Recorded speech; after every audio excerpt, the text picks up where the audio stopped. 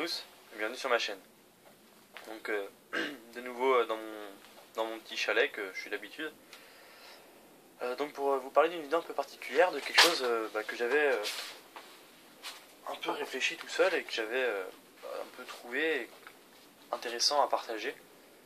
Et quelque chose d'intéressant à faire à chaque fois qu'on sorte chez soi et qu'on va faire quelque chose.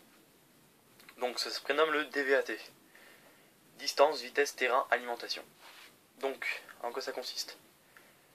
Ça consiste pour la vie de tous les jours, mais ça consiste aussi pour la BAD, donc la base autonome durable,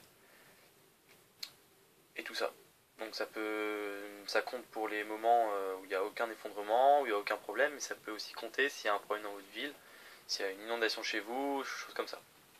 Après ça c'est encore une autre question, on va pas parler de tout ça, je voudrais vraiment juste vous parler du DVTA. Donc distance, vitesse, terrain, alimentation. Donc distance, quand vous faites un trajet, en voiture, à pied, à vélo, comme vous voulez, toujours prendre en compte la distance que vous avez à parcourir. Première chose.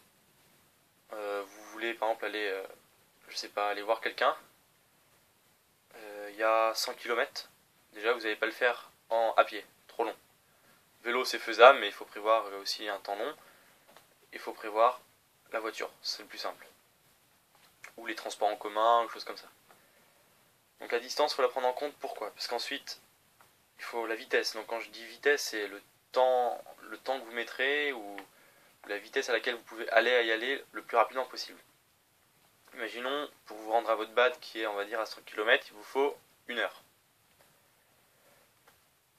1 heure. Si c'est l'autoroute, voilà, 100, 110 tout le long, vous faites 1 heure pour aller à votre BAD.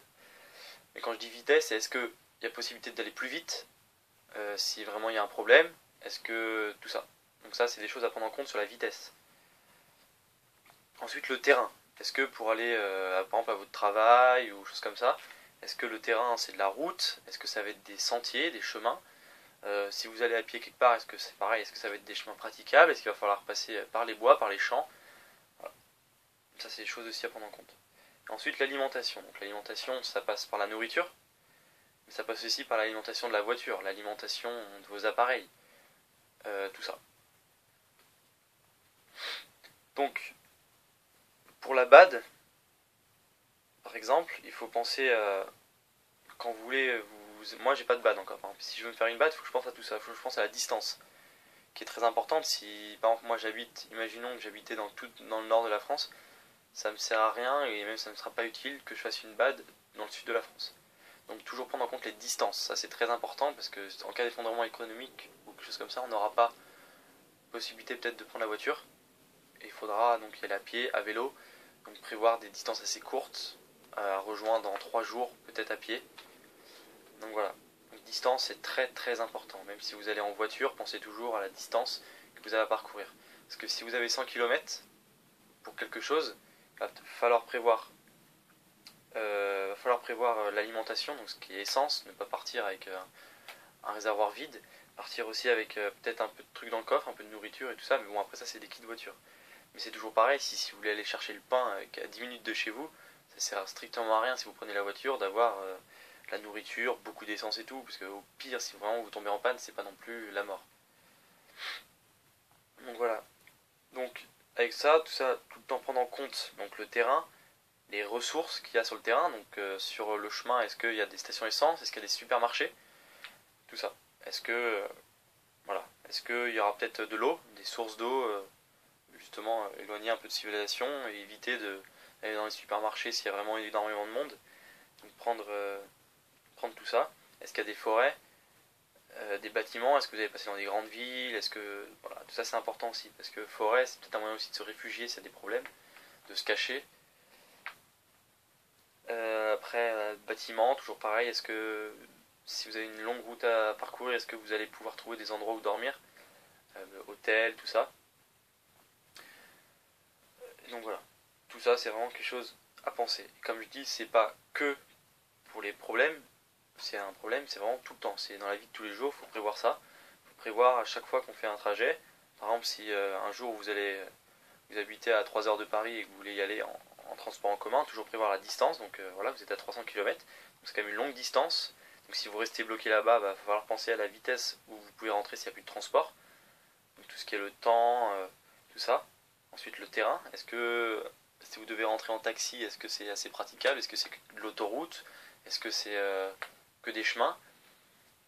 Voilà. Et l'alimentation, est-ce que si vous partez à 300 km de chez vous, est-ce que vous allez prendre un peu de nourriture?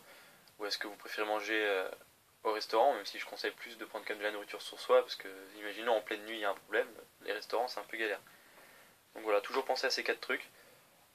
Pensez aussi que même si vous pensez que tout va bien, que les transports en commun marchent et tout ça, d'une heure à l'autre, votre transport peut être bloqué, vous pouvez rester bloqué toute une nuit à Paris. Donc voilà, toujours prévoir ça. Quand je parle aussi d'alimentation, ça parle aussi d'argent. Hein, je conseille toujours à tout le monde d'avoir minimum 150 voire 200 euros en espèces sur soi. Pas tout au même endroit, bien sûr, hein, pas dans son porte-monnaie déjà, parce que si on se le fait voler, on est comme des cons. Donc moi je conseille peut-être 10 euros dans le porte-monnaie et tout le reste éparpillé quelque part, mais bien sûr dans des endroits assez cachés et des endroits où on peut pas trop vous voler. Voilà. Donc sur le DVTA, c'est tout ce que j'ai à dire. Donc voilà, réfléchissez-y, peut-être améliorer un peu ce que j'ai dit. Si vous avez des questions, il n'y a pas de souci.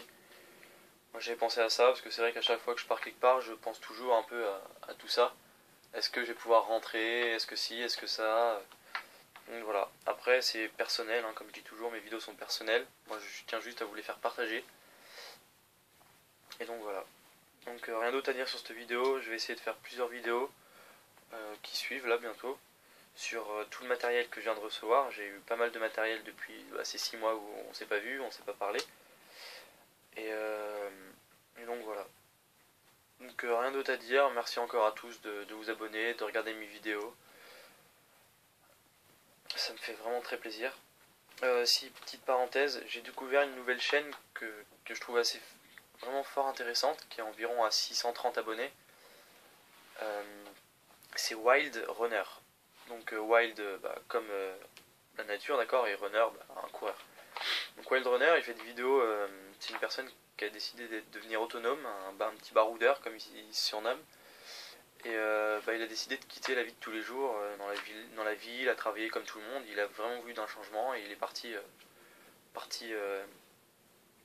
dans plein de pays et tout. Et maintenant c'est un peu son métier. Et il part là-bas, il raconte tout ça dans ses vidéos, il fait des petits tests de matériel, tout ça. C'est vraiment très intéressant. Donc je vous conseille d'aller voir. Je vais essayer de mettre le lien de sa chaîne en dessous, hein, en dessous de la vidéo comme d'habitude si j'y pense.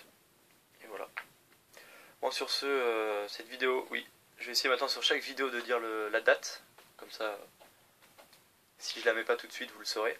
Donc aujourd'hui, on est le 28 décembre. Donc je souhaite à tous ceux qui regardent ma vidéo un joyeux Noël. C'était il y a 3 jours. Donc le 28 décembre.